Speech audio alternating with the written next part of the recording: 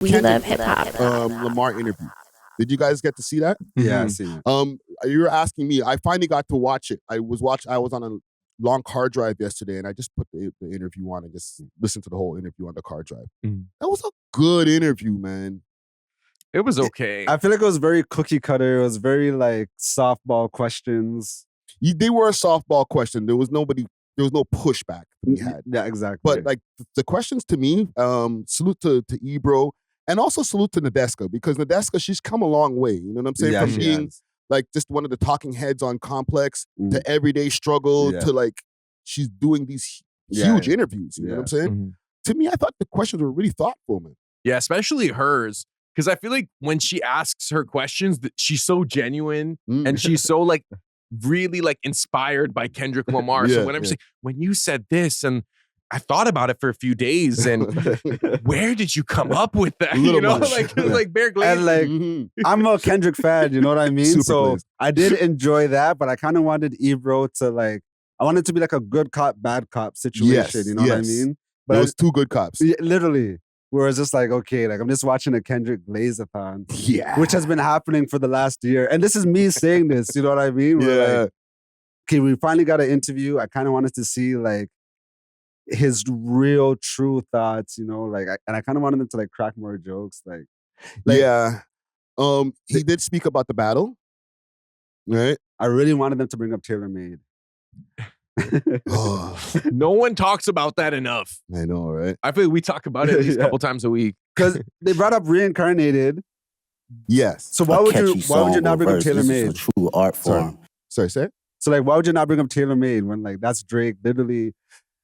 Yeah, but they were more focusing on Not Like Us, right? Remember, they kind of swayed the conversation. Oh, you won the Grammys, and then you know, like they found a good way to rather than just jump off the hop. So what about that Not Like Us? So how you feel about this and Drake? No, exactly. I would have been straight up like, do you actually think Drake is a PDF? Good question. That would have been a good question. You know, like put him on the spot. Like you're getting all this credit, but now you're getting this corporate interview. And at this point, I'm even more convinced you're kind of the darling child of the industry in some ways. All these other people at the Grammys high-fiving each other, doing backflips. Because he won. I'm not saying he didn't deserve the W, but both things can be. I said this on the live stream. Two things can be true. He deserved the W, and the fix is in. The mans are high-fiving. Like, that's blatant, man. Like, yo, we win. Like, he didn't win. No, exactly. We win. Like, what? I think it's a way for, I guess, the industry to wipe their hands clean, because all these guys, I feel like they do weird stuff behind closed doors. But now if we publicly shame one person, it almost removes our atrocities, our own sins. Let's just celebrate the downfall of this guy and what that represents. I think, and I'm innocent now. I feel like most celebrities don't really care unless they had like personal gripes with Drake themselves. And now it's like, okay, we finally have our warrior. You know, like there's like that one warrior in the village. We're gonna endow him with every gift. We're gonna give him the best women of the village. I feel like that's where Kendrick Lamar is right now. Yo, you might be right. It's kind of a situation where the bully was finally taken out. Reach more in. Okay. Do you think it's a case of there was a bully running the block, and then all of a sudden some guy took him out, and now everyone's celebrating? They might have been cool with the bully while the bully was running rampant. So Drake was the bully? To an extent, maybe on a success level, not maybe on a personal level, besides smashing their shorties. Drake is taking man's shotties. Drake is taking man's publishing. Bro, he already did to McCona, delete all your music if you want to sign. It's like, I thought you liked my music. There's a sound effect for that. Not the pylon, you know, enough on Drake, but at the same time, didn't he get somebody's song deleted that was dissing him or something like that a while back? Yeah. Who? Rick Ross? It was a Rick Ross and somebody who was featuring on Pusha T was on it. Yeah. Oh, he sent a cease and desist? The French Montana? It was something like Wasn't that. It? Oh, no, that's the next one. The French Montana's a different one. A next? Oh, come on, man. Cease and desist for hoes. So, yo, in reality, we shouldn't really be surprised by the UMG lawsuit, because this has been Drake's game this whole time. He sent Bear, like, cease and desist. They're bullying the bully. That's what it seems like. Kanye's album is called Bully. Oh man.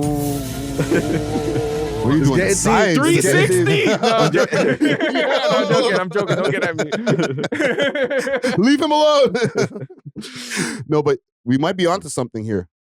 I think that's what it is. And I don't think that these people necessarily disliked Drake while he was on the throne, so to speak. But maybe they had harbored internal feelings that they couldn't really say because he was the guy. He was the bully on the block. Yeah. And he was also kind of a nice bully in some ways. Like he was collaborating with people. Yeah. He was very presentable, front-facing. The stimmy. But now that Kendrick took him out, everyone's like, yo, this is how we actually felt about this guy this whole time. High five. It's kind of like in North Korea, that's more crazy, right? Yeah. They're not really gonna say how they feel about bro until bro's gone. Yeah, real talk. So you guys are trying to tell me that Drake is the Kim Jong-un of the music industry? What the hell, man? Now we're pushing the narrative. There was a dictator aspect to his reign. Yo, now I'm gonna get a phone call, man. I'm Kim Jong-un. Come on, bro. Come on.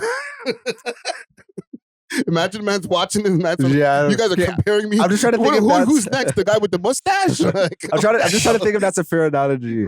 It's not. That guy's a super dictator, bro.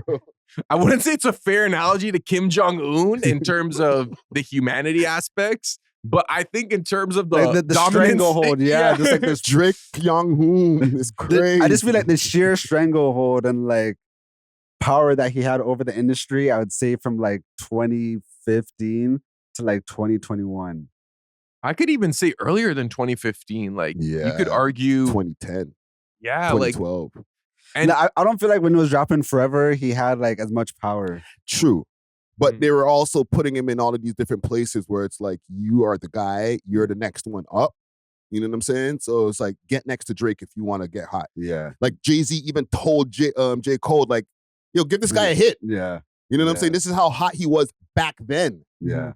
And me and Natural, we watched this old Peter Rosenberg interview with Drake. Like it must have been 15 years old or something.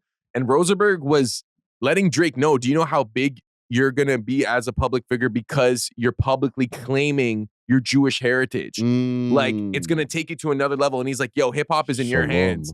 And he said this years back. Yeah, it's like Thank Me Later times. Yeah, and then Kanye West entered the room and they were parring. Like it was a super throwback. You said Jewish and then you said Kanye West in the same sentence.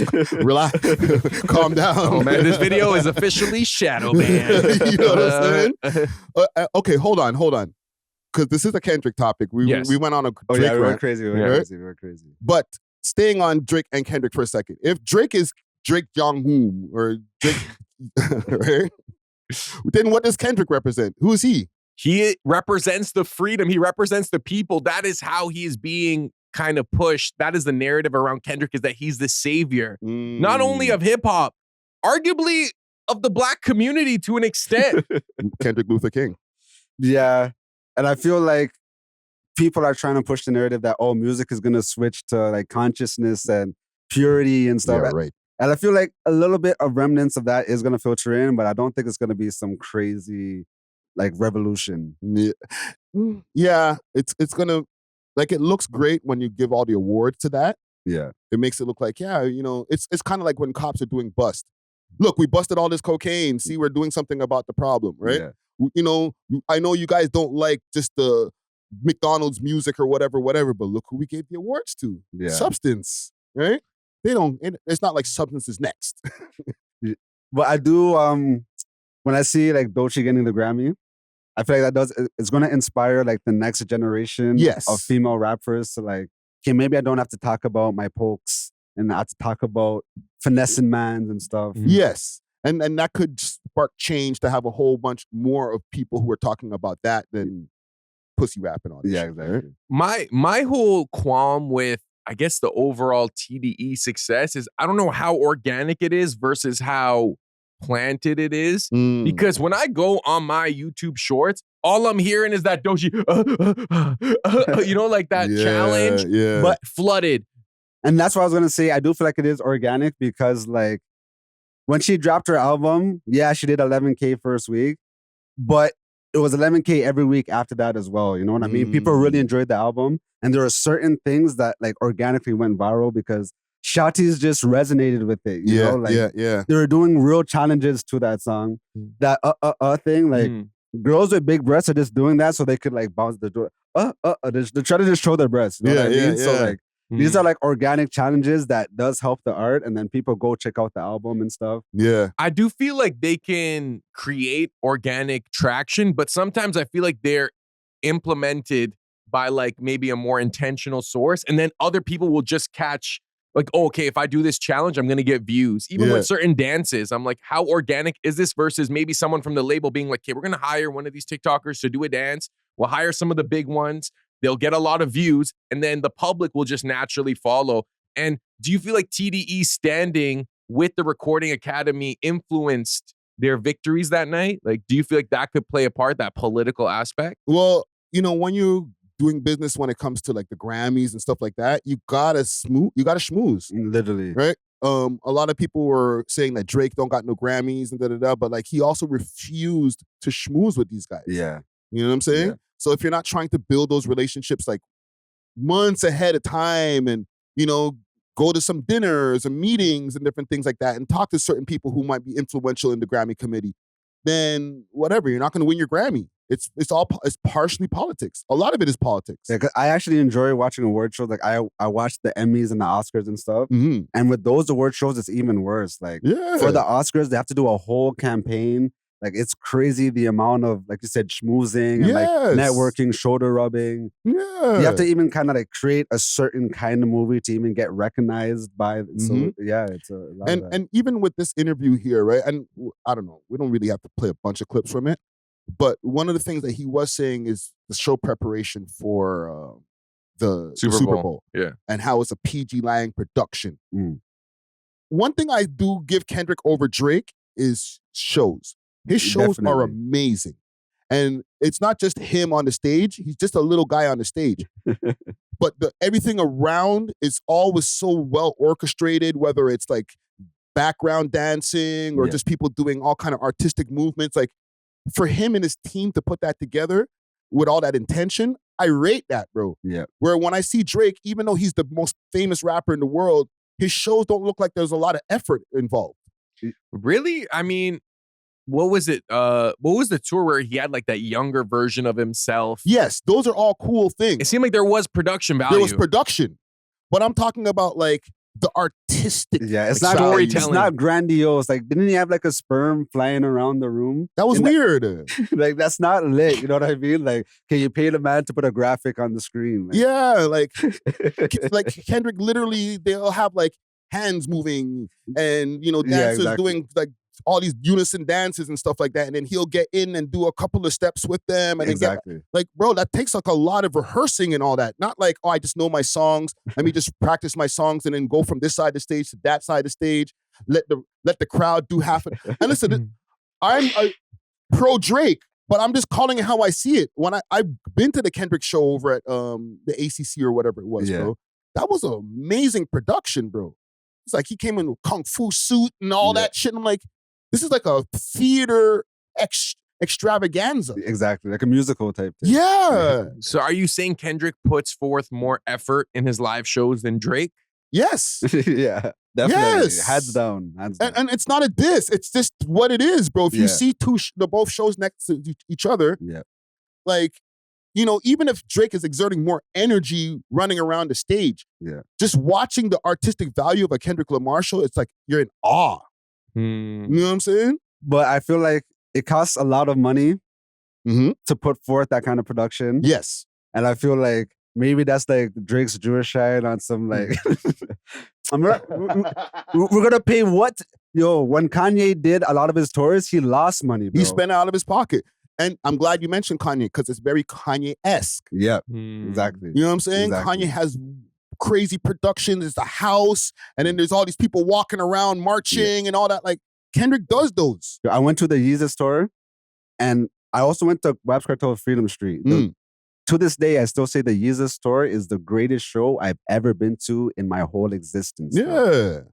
Just probably it was like a movie, probably. It was like a movie, and like Kendrick opened, And then Kanye did the show. He Mhm. brought out Kim and did his love songs to Kim and stuff. And then Drake came out. So it was literally like the perfect concert still. Wow, So that'll that's never crazy. happen again. That'll never Yeah. happen again. Yeah. Kendrick, Kanye, and Drake on the same show. Yeah. And Kim Kardashian. That might have been a once in a lifetime sort of event. For real. And the only person who could do that is Kanye. Facts. That's crazy. No, I gotta give Kendrick his flowers where they deserve. I'm still not pro him calling the man a PDF file, and I'm glad that you mentioned that. Like, I would like to get a direct question about that. Like, Mhm. do you really feel that way, and to put that in the song and like have that song get pushed like crazy? It's so interesting because Kendrick was disrespectful in the song, but in this interview, he's just very like respectful and like he's not saying too much. Yeah. He's not being too vulgar about it. He's Yeah, being yeah. very professional, almost like spiritual. Yeah. But then when you listen to the track, it's just like, say Drake. But he did say that he loves battle rap. He was harping on how much like he, to this day, still watches it. Mm-hmm. So I feel like that was him kind of explaining how he was able to get into that bag. Yeah, yeah. I'll play a little clip of it here. Core response of rap and hip hop and how far it can go. So for me, that should mean everything because it puts the culture on the forefront where it needs to be and not minimized to just a catchy song or verse. This is a true art form. So to represent it on this type of stage is like everything that I've worked for and everything that I believe in as far as the culture. Like I live and die by it. This shit done changed my whole family life, so I don't take it for granted at all as far as an art form, you know? It feels like that was a lot what this year was about too, right? Like you, I guess, you know, you took it and put it on your back and you felt like We love hip hop. a line needed to be drawn, right? Was that your intent when you rolled out this year? Was like, yo, I'm drawing a line. Like, this is what it is. My intent was to always keep, I think from day one was to always keep the nature of it as a sport. You know, I don't care how motherfuckers look at it as far as like, We love hip hop. as a collaborative effort, you know, that's cool too, but I love when artists grit their teeth. Like I still watch battle raps. I still watch Smack URL from Murder Mook to Lux to Tay-Rock, you know, my bro Daylight. This has always been the core We love definition hip-hop. of who I am, and it's been that way since day one. So I don't think it was a thing for this year. It was always just a continuum. And what I will say about this year, it was more from a space where I think a lot of people was putting rap to the back. And We love hip-hop. you didn't see that. You didn't see that grit. You didn't see that bite anymore. So I always took that in consideration in going into any type of my music. And I'm gonna say this. That's good. I don't think Kendrick came out with the intention to call Drake a PDF. Mm. There's many times where he said, yo, I'm not trying to go too crazy.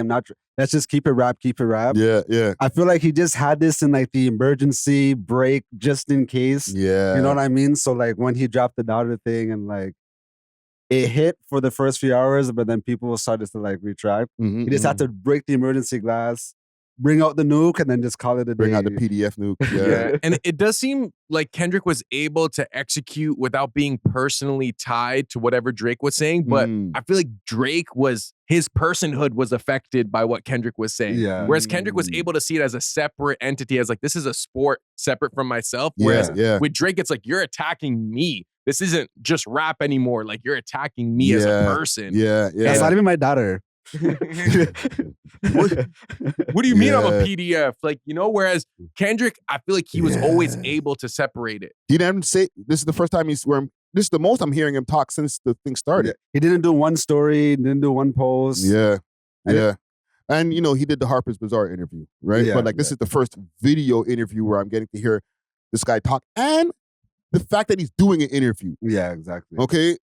I don't want to be that guy, but bro, Drizzy needs to do an interview. I agree. You know what I'm saying? And I'm not even saying, oh, come do what we love hip hop, but like do it within the culture where people are gonna ask you real questions. It's not a joke parody thing. Like, no, fam, let's get real, fam. Like, how did you feel about this about last year, bro? Even if it's reminiscent of the Elliot Wilson one, where it was in a controlled environment, but we were able to get the answers to the questions we wanted. Where he Yeah. talked about the Pusha T beef, he talked about how he was affected when he his kid called out and stuff. Like, we should have something similar. Not necessarily softball questions. Like, Drake should probably still look out. You don't want someone asking you a shocking question and catch you slipping like a Charlemagne. Like, I feel like he wouldn't be able to handle that. But yeah, definitely you should connect with the audience and let them know where your head's at. But I feel like it's just too personally attached to him where it's just not going to look right. Like, he has to kind of look like it's not affecting him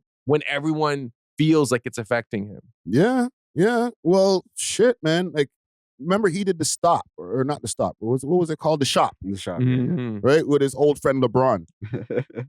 Bro, but we got to hear how he felt about the Pusha T battle and what everything, like the details and how they found out about the kid and everything. Like, we got details, bro. Like, he was talking to people he was comfortable with. Like, we need that, bro. Because now it's all of the things that we've been saying about Kendrick, like, well, he don't even talk. He don't put on any artists. He's doing all of it, fam. But like, who would Drake be comfortable with these days to go sit down with them? I don't know, man. Because I would say once upon a time me, but I don't even think he fucks with me, man. You know, like, I wouldn't say academics, but it seems like he never really wanted to give academics that bly. Maybe Rory and Maul. Maybe Maul. Oh, that'd be so trash. I don't know. Yeah, I can't imagine that being hard-hitting journalism. Yeah. Maybe Joe Budden. If he had a one-on-one with Joe Budden, that would be mud. But Viral. Drake is not doing that. Drake is not. No, he'd probably get in the room and want to fight him. Yeah, Drake is not doing that. I feel like he still has a underlying respect. We all used to listen to you.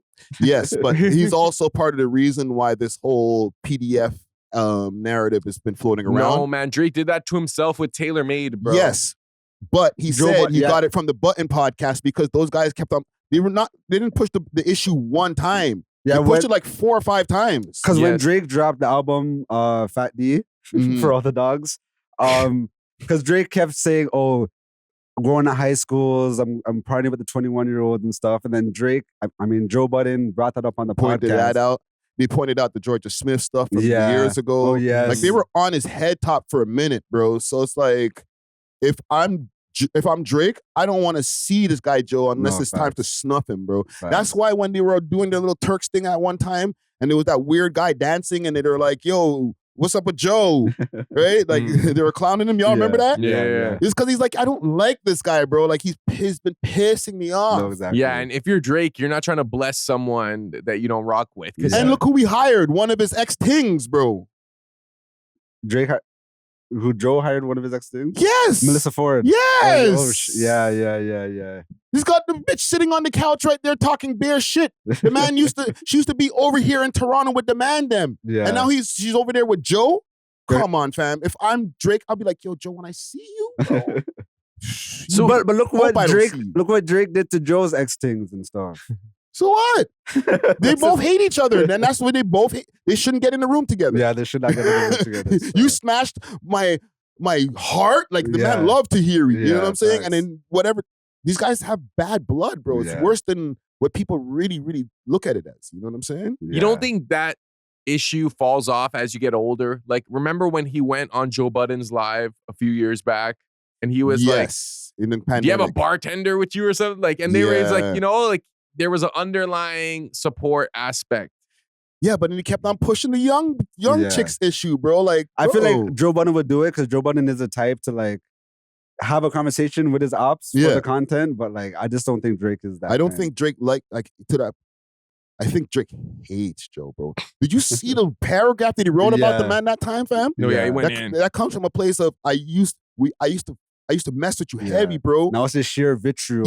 Yeah, bro. Like you're just typing, fingers getting blistered from typing, bro. Who is the journalistic equivalent of Drake in terms of stature? Like a Pierce Morgan? Like, what if Drake went on Pierce Morgan? No, he'll piss people off if he goes there, bro. Yeah. So where would you go if you're Drake for an interview? I just forwarded We Love Hip Hop, bro. Okay, after We Love Hip Hop, you go to Borough Sound, broski. Borough Sound. Give Zara Bly, fam. You're gonna see Drake with his background, and we were like, so what happened with the Kendrick? And Drink Champs, no. Because like you getting drunk and just talking a bunch of shit with Nori, like that's not good enough, man. And with all due respect, I just don't think those guys are good enough journalists. How about Vlad? I think maybe Vlad. Vlad would be good, but I think drink champs would be jokes. Because if Drake got drunk and he just started spilling, I feel like Drake is a man that like gets tipsy and starts spilling beer tea. Yeah, yeah, it would be viral. Vlad would be like, just to get like, focused, channeled questions. Yeah, Vlad would be excellent. I agree. But people would be pissed off about that too. So if all the people you go to, I see the play. Jewish guy. You go to the Jewish guy. Okay. So he has to go to like an Oprah then. Like what is Drake to do? Yeah. All Drake the should just go to journalist act. people are his ops. Drake should just go to act, bro. No, man. With all due respect to Ack, I just don't think Ack is a great streamer, not the greatest interviewer. Yeah, Respectfully, bro. Yeah, I don't think he'd be the best interviewer for I like him. act interviews. I just realized why I get in trouble all the time. I don't know how to shut the hell up, bro. I need to keep some of these thoughts in my mind, bro. You're right, but it's crazy that like you can't just give your opinion because it's not like you did. You just said like he's not the best interviewer. I don't think his interviews are that great, bro. And like I think he'll agree with you. Yeah, he's getting better. Yeah, but it was a space of time. His questions were all over the place. He would interrupt his guest. It was all over the place. Like, fam, you're great at streaming. Mm-hmm. So people are good at different things. And he's a rambler too. Like, he'll have the guest there and he'll go on like a 5-minute spiel. I'm like, bro, let my youth talk. No, man, I need a focused journalist who takes interviewing super seriously. Facts. Like myself, but not me.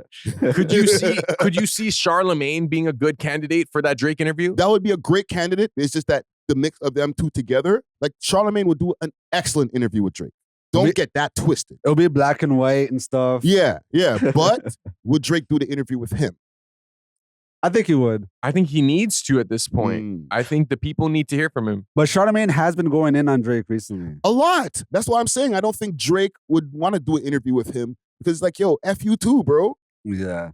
You know what I'm saying? So does Drake not have a safe space to do an interview? No, he doesn't. That's the thing. He does not have a safe space. Ebro, like, well, because this is coming off of the Kendrick. This is still a Kendrick segment, okay? I know we're talking about Drake a lot, but it's still a Kendrick segment. He's comfortable with Ebro. Obviously, Nadeska is just there, respectfully sucking him off. You know what I'm saying? Like, she looks so into Kendrick. Like, he could be like, jump, and she'd say, hi, how exactly. How high? But Ebro, from the Bay originally, even though he's a New York DJ or whatever, he's from the Bay. Mm-hmm. Okay? So there's that connection. Yeah. That's why he even asked one of those questions about, being from the Bay and then, doing the show in New Orleans and, the roots of most people who come from LA and all that, having the Southern roots. It's because he knows it's part of his lineage. Okay, Drake might have to do it with We Love Hip Hop still. Like this, he has no friends over there. Yeah, they'll stop using these American platforms. Don't go to the UK. Maybe like a George Strombadopoulos, like a Canadian, like a hard-hitting Canadian, like a Peter Mansbridge. Like, well, maybe, but that's the thing. He's such in a weird position. And this is why Kendrick keeps on scoring on the board. Yeah. You go to Ebro, who you got the connection with. Yeah. Ebro's amazing interviewer, respected in the culture, Black. Yep. Okay?